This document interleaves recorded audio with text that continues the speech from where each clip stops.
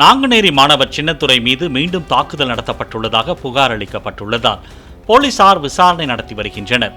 Cellphone செயலி மூலம் பழகிய 5 பேர் கொண்ட கும்பல் சின்னத்துரையை தாமிரபரணி கொக்கிரக்குளம் ஆற்றுப்பாலத்திற்கு அழைத்து தாக்குதல் நடத்தியதாக கூறப்படுகிறது. காயமடைந்த மாணவனுக்கு நெல்லை அரசு மருத்துவமனையில் சிகிச்சை அளிக்கப்படுகிறது.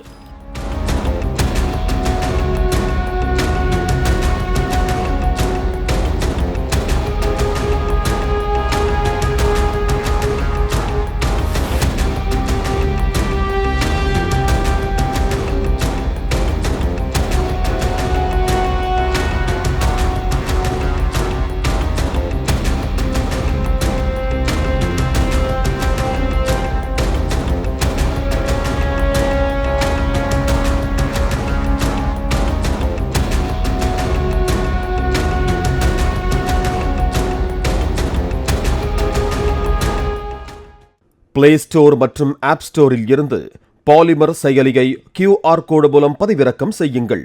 செய்திகளை உடனுக்குடன் பெறுங்கள்.